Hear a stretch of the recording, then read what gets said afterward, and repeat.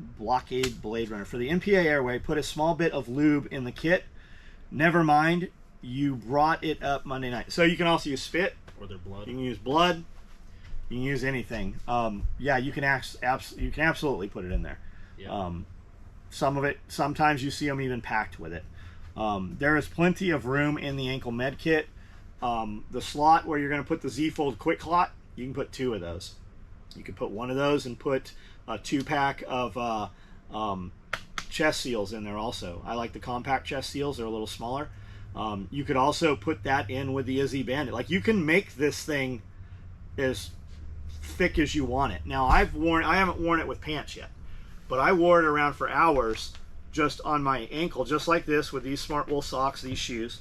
And because I was looking to see if they were going to rub, right? Does it matter where I have that tourniquet? Because the Cat 7 tourniquet's got that big rigid piece of plastic. You can go much flatter with a soft T tourniquet, but I wanted to wear that and see if it was going to bother me. I drove with it, rode around town with it. We were out part of the day with it, wore it in here for hours, multiple different days, and I never noticed it like rub my other leg, which is what I sewed with it on for hours too. Aaron Kinder, as part of your future plan for an exclusive website, have you thought about offering weekly or monthly polls for the members to vote on a particular rig or piece of gear they would want to buy? Possibly having color options as part of the poll, and a rule that if you vote and your choice is selected, you have to buy. I don't know, just an idea on how I could get a tapered war belt somehow. Laugh out loud. So you're not going to get a tapered war belt. That'll require me or Linda building it. And Linda, I'm lucky to have Linda here half of a day, 1 day a week right now. No, and here's why. When you ask your audience what they want, you're going to lose half of your audience because there's an emotional attachment to that. And when they throw their ideas out, most dudes, when you ask about designing gear, most guys are terrible fucking gear designers. That's why they don't design gear. And if you ask them what they want, the guys who you don't do what they want, they are now disgruntled and they're not going to buy anything. When I release it, surprise, motherfuckers, you guys might not buy it, but everything we make sells. And every single time I have asked the question, hey, what do you think of this? There's always some asshole with some off-the-wall shit. He's probably not going to buy it anyways, but he's definitely not, and you're going to lose more of your customers. Hey, should we do this or this? 50% when you go with the other, and even if, let's say it's 70 say this and 30 say that, those 30% guys, most of them aren't buying. You lose your customers that way. So I guess we should probably try to package this in some manner for a business class or just business consulting or something, because most people don't seem to operate in this manner. Like they don't have it together. I think a lot of guys, at least that we communicate with, are kind of fledgling businesses. Yeah. So they're like, I'll do anything I can do. When I started business, I felt that I needed to be better than Eagle and Blackhawk, but in order to get business, I needed to charge less than them, right? That's always like, hey, we're better. We've got 5 lines of stitching. They've got 2 lines of stitching, and my price is 20% less. I was fucking stupid. I didn't believe in myself and my product. I would have made a lot more money. James is like, you know what happens? We'd sit at breakfast all the time, and there'd be dudes there that run this business or whatever, and they're like, I can't make enough stuff. Does it all sell? Yeah, it all sells. Then raise your prices. And they'd be like, yeah. Their tongues would hang out, and he's like, you know what happens every time you raise your price? And I'd watch it happen, man. They'd be like, they're waiting for like Jesus to come down. He's like, you make more fucking money. Yeah. You make more fucking money. That's what happens. Doug, 308 NSW ever an option? So we're building a 308 NSW right now. Yep. Okay. One of those multicam black ones, I had them pull aside. Okay. Because I'm putting 308 guts in it for Jeremy. Jeremy's been asking about what did he get? Stuff. He's got a scar, but there's something else. Oh, I don't know. So I was seriously, I was going to sit down today, and I worked out instead, so I could be all swole. I take my physique very serious. I loved the comment. Say it like you were laughing so hard. I loved the comment. So the dude that's like, you're gonna have all kinds of detriment, and half your life's gonna be fucked up because of anabolic steroids or HRT. Maybe you're right. I don't know. I feel a lot better with HRT. Maybe you're right. But all I hear is, I'm making excuses because these guys are doing something I'm willing not to do. So rather than, hey, more power to you, push you up, the crab in the bucket wants to pull you down. If you're crossfitting to the point you have rhabdo or whatever the fuck you have, and you've had it multiple times, all I hear is that you look like a distance runner. You look like you have AIDS. More power to you, but you're probably not rolling around in my crew. Yeah. Like, you're busy doing your thing. Go do your thing, whatever that is. More power to you. But I don't understand why somebody who's never been on the channel comes on, makes fucking 30 comments in the negative. Yeah. I've noticed and all I asked was, are you a doctor? Yeah. Are you a doctor? Like, are you a doctor, man? That's the only question. Like, are you? What, for you to preach on this, because I have the conversations with endocrinologists and doctors, like doctors, right? MD behind the name, like went to school. So, I don't know, man. I don't understand why people get so rabid. Well, they don't understand that you can manipulate your body to do different things. Like, if you're a long-distance runner, you do look like you have AIDS. But that might not be what somebody else thinks is healthy or wants to look like, you know? Right. And, I don't know, it's just, like, a lot of people get stuck on their way, and they for some reason, take offense to anybody else, you know? And they're not doctors, so they just decided that was the one that they wanted to listen to. Like, who the fuck wants to go watch like a line drive baseball, right? Batting challenge thing. Who the fuck wants to watch that without steroids? Yeah, exactly. Like, who the fuck wants to watch that if the ball can't go out of the park? I have an opinion about that where they're professionals, so they should be allowed to be the best at whatever I cost. agree. It maybe not in college or whatever you got or whatever, but these guys were paying them to play the best they can. If they want to make it better, let them. You dudes you're letting dudes who have tucked their penis up their asshole and they're like, surprise, I'm a girl. Yeah. You're letting them in female sports, but you're worried about fucking anabolics in men's sports? Yeah, especially in stuff like baseball where you're not going to hurt anybody, like physically hurt anybody. Yeah, even if you are going to, it's a combative sport. Yeah. You know that there's a risk there when you sign up. Yeah, exactly. As part of your future plan for Aaron Kinder, I think we read this. We did read it. Totally stressed at my job. Amy Lynn Jones. Totally stressed at my job this week. I'm tired of this rat race bullshit. I know, then get out of it. Hubby's not on board 100% to say fuck it. So what would you do if Amanda wasn't on the same page? I left. I did do it. I left. You can come or you can stay, right? Amanda was on board. There's a time when Amanda and I were not together. There's multiple times. When I met Amanda, I liked having sex with Amanda, but I didn't like Amanda. Amanda stayed and pushed through to the point where she was the last man standing. And I know that sounds shitty. I was with a lot of other people. She was with other people. I had to grow up a little bit. I think we both did. We had to grow up to be together. And once we were together, we were also fucking apart. And you know what I did? I did exactly what I fucking do now. I do the exact same shit. I'll bring Amanda in here for this one, and we'll actually have the conversation together. I think there's two schools of thought, which is how much do you want to compromise? And that's what I think she's in right now. Or do you want to compromise? So I don't know the dude, right? But my feeling is that he is comfortable, so he is complacent. Scared of fucking something new. The best thing we ever did was leave California. Yeah. Right? To the middle of nowhere. And people are like, wasn't it a culture shock? Fuck no. Freedom? Yeah. Yeah. Fucking we stopped, like literally we left California, crossed the state line, went to a fucking gas station, bought fireworks, and lit the fireworks in the parking lot of the gas station. We did the same. They would have fucking sent SWAT teams in California for that shit. I got to fucking Tennessee. My kids shot machine guns the first 30 minutes we were in town, and Jaeger handed me ninja stars. He's like, here's your ninja stars. Yeah. He's like, what do you want? I'm like, I want ninja stars. He met me at the interstate with ninja stars. There's no knife laws here, none of that bullshit. Ninja stars are a felony in California. It's crazy how... like, I have neighbors who complain about shit and, like, talk about calling the cops, and it's like, I left, like... So what do they talk? What are they calling the cops on? The one thing that I'm thinking about is we have a neighbor who literally will complain about everything. To you? Like, no. Well, about yeah, to you? me, not about me. To me, I'm too busy to be involved in that.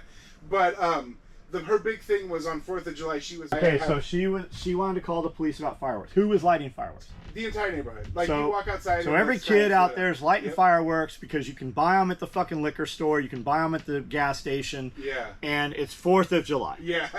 How was she harmed by the fireworks? Her dogs got scared. Well, we know it's the 4th of July. Yeah. Maybe you should, like, give the dog some Benadryl or something. Exactly. Well, my point was, as somebody who moved here from California, I've got that prejudgment stigma on me. I'm a Californian, I'm going to change shit.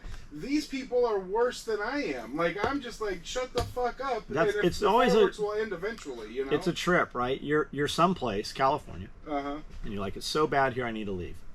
But then you get to where you're going, and you want to pick and choose what you left and what you brought with you, right? Yeah. So it's just like, I saw it all on 4th of July too, right? Hip Camden, Tennessee. Yeah. Fucking people complaining. Like, I can light fireworks right now. I can literally light fireworks every day I want to, and nobody will say shit about it. Yep. I could just do it. I could go to Walmart, and maybe the cops come and they're like, hey, you can't light these fireworks. This is private property. Roger that. Yeah, exactly. That's the end of it. Yep. That's it. There's not an arrestable offense. Yeah, it's just amazed me that how some people want to give up that freedom that a lot of people are missing out on. That's only one step away, and I know for some people it'll be a far step, but it's only one step away from, you can't have chickens because I don't want to hear your roosters. Yeah. Right? But we live in Tennessee. Mm-hmm. Now, you didn't move to Nashville or Franklin and buy a $2 million house. Mm-hmm. You moved here and bought a $30,000 trailer. Like, you don't get a fucking say. Exactly. You don't get a say. Out here in the county, you can't fucking dictate what I do. Mm-hmm. And that's what I'd say. I'd be like, buy a bigger property where you don't hear the fireworks, bitch. Yeah. Fucking, you should have, don't cut your trees down. You won't hear them as much. Exactly. And I'm going to meet you, Amy. I believe you're coming to this next event and you're bringing your husband, and maybe I have you confused with somebody else. So what I really want to say, I'm going to refrain from saying.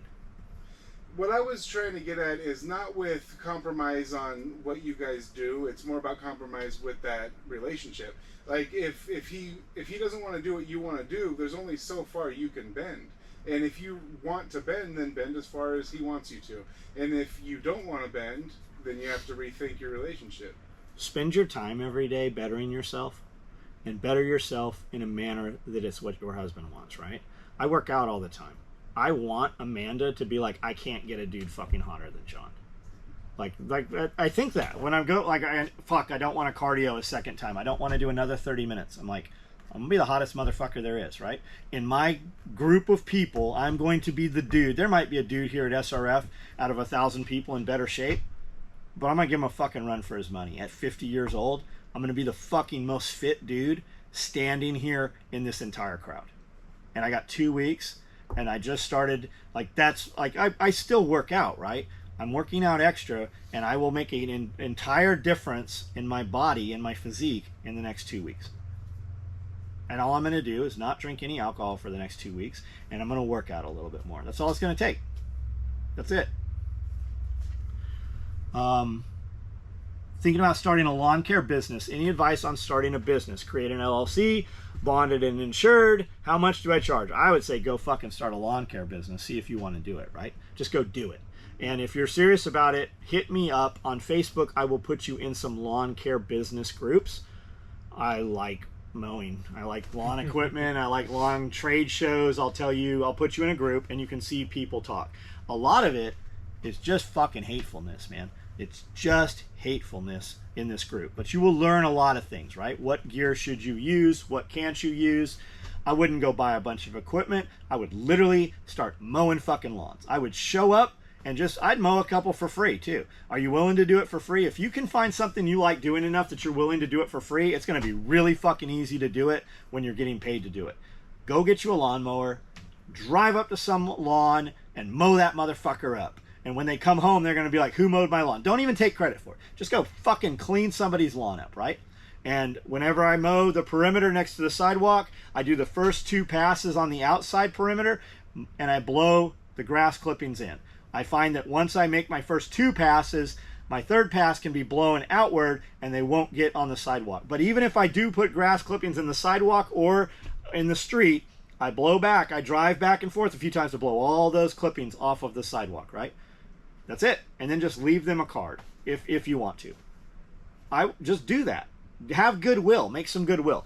As far as an LLC and bonded and all, I wouldn't even fuck with it right now. If you're worried about breaking a window, mow in a manner that you can't, that all your debris goes the opposite direction, right? It doesn't go towards the house. I do that all the time. When I'm mowing the strips out here where all the fruit trees are, I'll mow this direction and then I'll turn it off and I'll drive back and I'll mow this direction. I'll do 10 passes like that because I don't want those seeds going into the gravel and starting to grow. I think we way overthink all this shit. Like, you want to start a lawn care business so that you can quit your other job, or you're already kind of doing that. What other services can you piggyback on that, right? Can you aerate while you're doing lawn care? How can you get the same customer to give you more money? But I would go do it. Like right fucking now. If we're having this conversation, when you see this video, do you have a riding lawnmower? Do you have a walk behind lawnmower? Do you have a string trimmer? Like, what is that? And it doesn't, I don't care if it's all the same color, none of that. But once you start building that and you start doing some video, if you get brand consistent, right, you can start tagging those companies and build that into a social media content company. And maybe you stop doing lawns, or you do way less, but you build better videos while you're doing the lawns, and you educate people on how to do lawn maintenance or how to start a lawn business. I think there's a potential to make a lot more money out of that than actually doing the lawns, but I think that you have to do the lawns in order to get to that. But I would just go fucking start, man.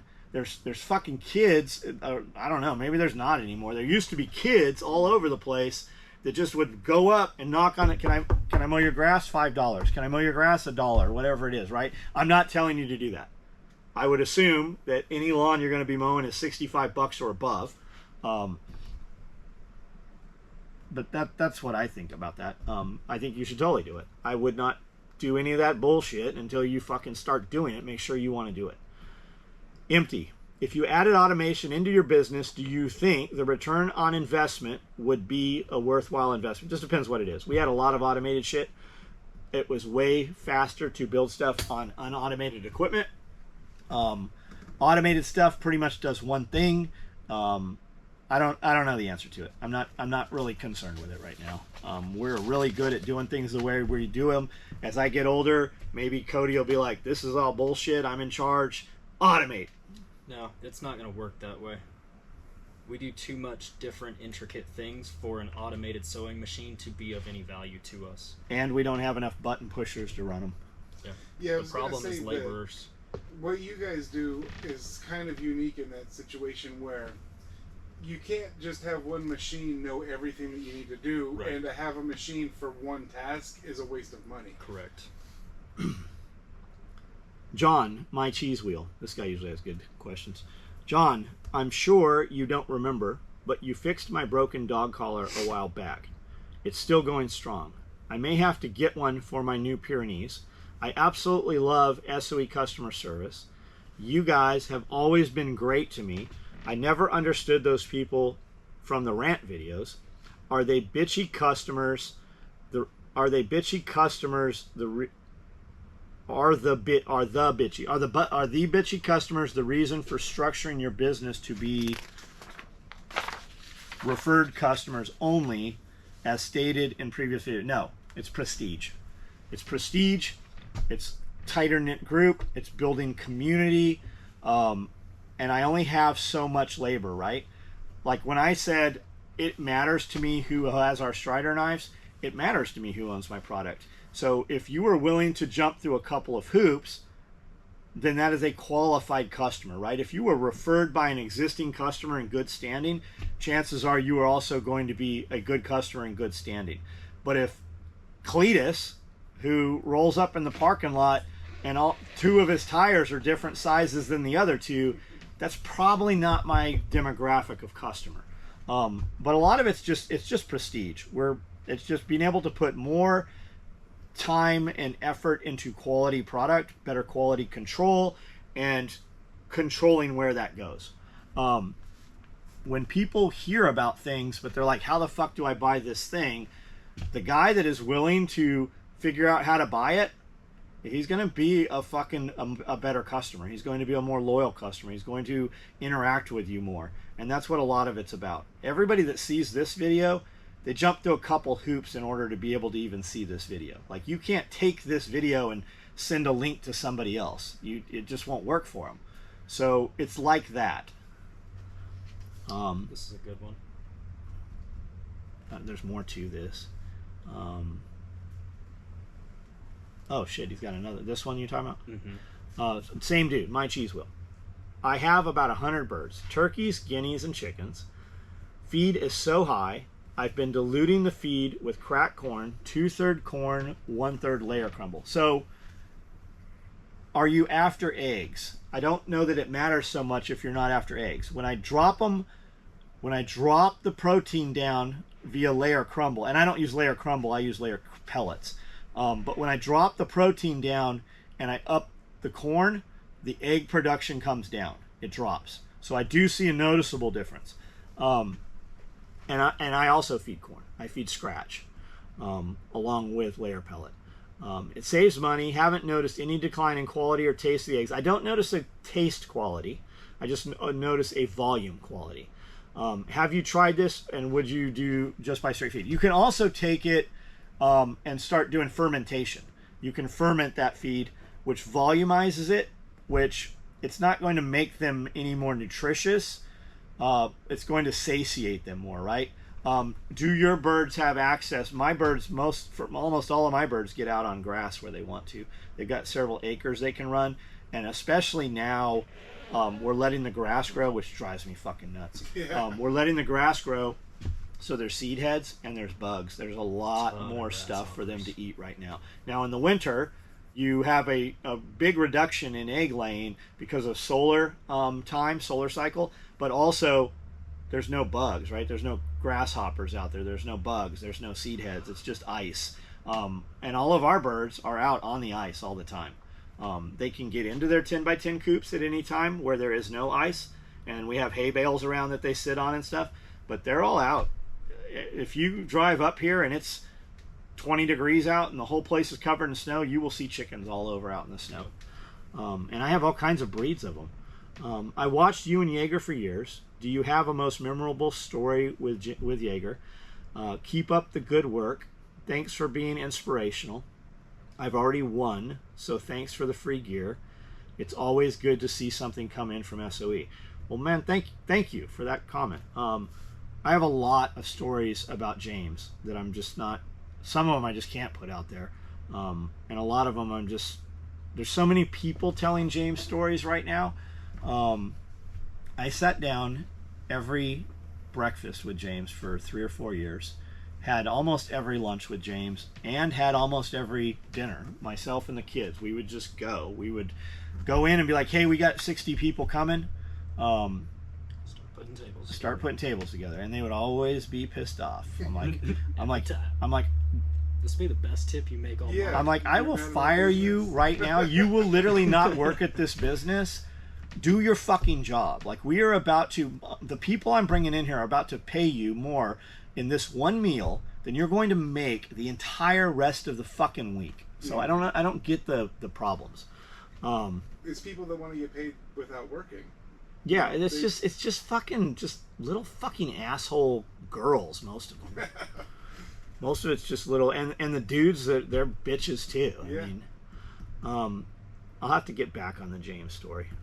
Iridium Group, you're a stockbroker. I don't know the answer to this. I already read this, man. You are the one that I should be probably asking.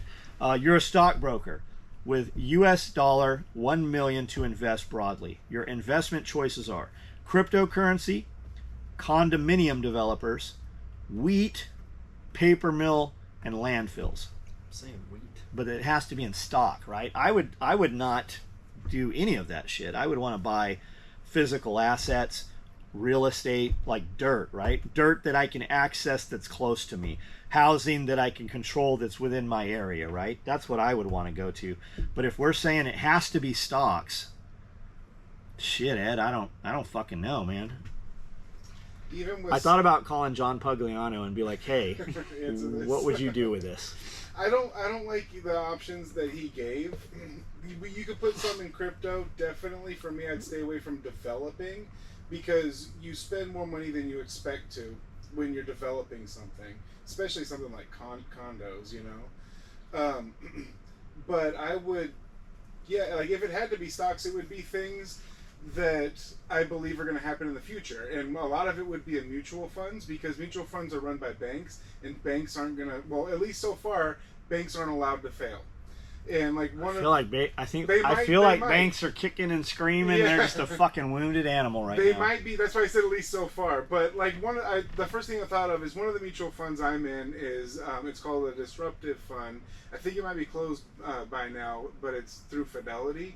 And it's automation. It's automatic burger flippers. So that's what Pugliano. That's what John Pugliano will tell you to put money into. Yeah, his because automation. if society doesn't collapse, things are going to automation. You know, so yeah. Well, I mean, we're fucking yeah killing everybody's attention span. They're just gonna sit on a fucking couch and be in the metaverse, right? Mm-hmm. So we need burger fucking flipping machines instead of flipping. Well, I mean, especially you should.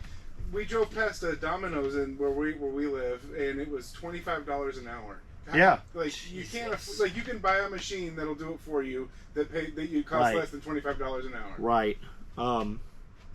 Ed, man, I know that's not the answer you're looking for, but I don't know. I wouldn't buy any of these. I'd rather buy $1 million worth of wheat. Well, I mean, no, I wouldn't. Yeah, physical, definitely physical for me is the okay, top here's one. more. You may only make 3 trades to invest the entire 1 million account, and you can't pull any out for a year. Where do you invest?